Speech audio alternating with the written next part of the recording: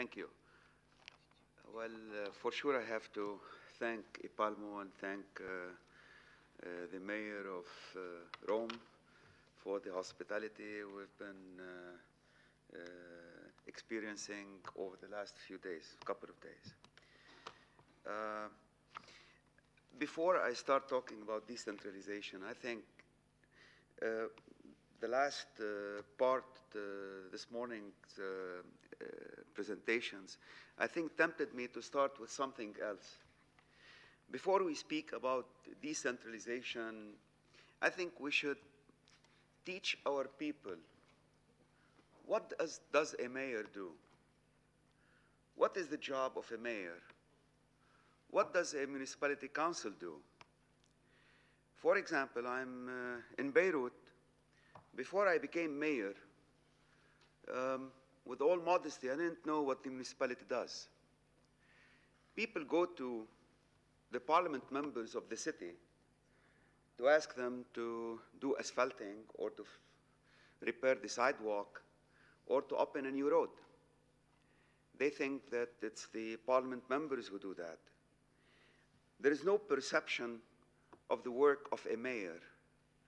That's why, if you look at the number of voters who go and vote for the municipality, you see that it's a very low return.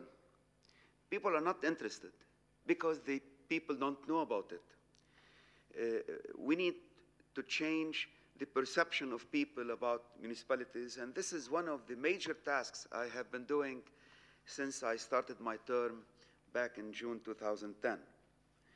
Because based on my experience, I wanted the people to learn what I'm doing. During the election period, I was always on the media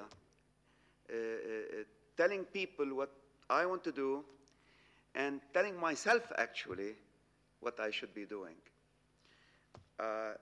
This is, I think, education. We need education on the work of municipalities. Yes, I come from a political party, as the lady asked me if she can listen to what I'm saying. I come from a political party, and I'm proud of my political party, but I cannot succeed if I put my political party in front of me every time I have to take a decision. And most of the politicians who are objecting my projects are from my own political party. This is the truth. You see, let me give you an example. Special case of Beirut, when we speak about decentralization. If I want to think of a project, this project has to go through different steps. Do you know that it will take 2 years, at least 2 years, to start to be implemented? I have to think about the project, dream of it, put the plan with my advisors. And then I take it to the committee, specialized committee of the municipality council. They discuss it. Then it goes to the council. If I think that few of us are not with the project, I postpone it. I would like to have general consensus on all the projects. This is what I want to do from day one.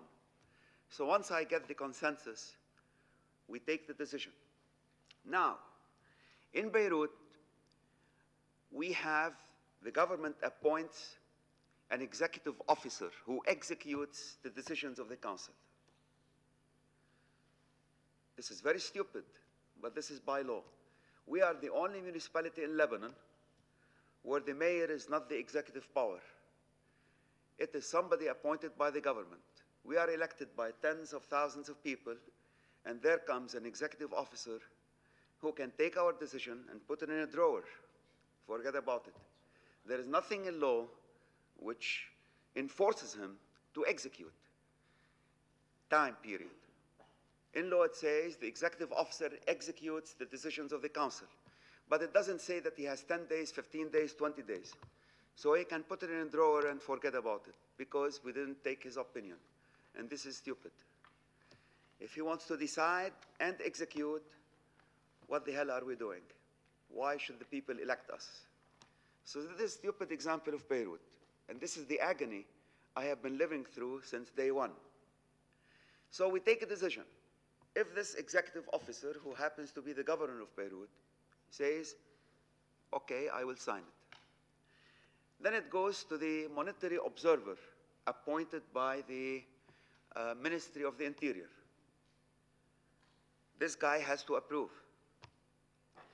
Then if the cost is above 20 million liras, which is around $15,000, it has to go to a department, auditing department, where it goes month and month to be studied by judges.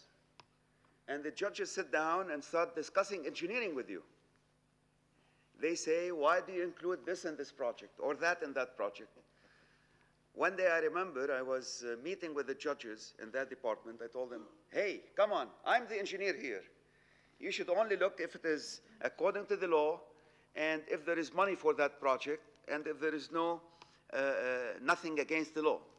But you shouldn't go into engineering and you shouldn't go into the details. Well, the head of the department took me aside and told me, this way you will kill the project. These judges think that they know everything. And then some of the projects go back to the Ministry of the Interior, another department at the Ministry of the Interior, which deals with engineering projects.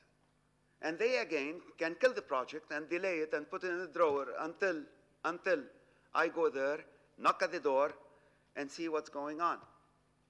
So it's an agony to get your project going on. And we are lucky if it takes only a few months for the project to find its way to execution. So we speak about decentralization. Let's start by changing the way people think. The people should be taught, our people should be taught about how municipalities work. I'm talking about citizenship. Since day one, I decided to bring my colleagues from the university. I teach at the American University of Beirut. I come from an academic background. So I brought many professors and fellow professors in other universities. I told them, look, the only way to succeed is to get you to work with me.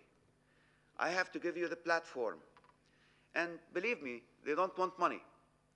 All they want is for me to mention that this guy or that lady helped in doing this project or putting down the major initiative for that project or that project. So we have formed urban planning committees, traffic committees, different committees from professionals, from university professors.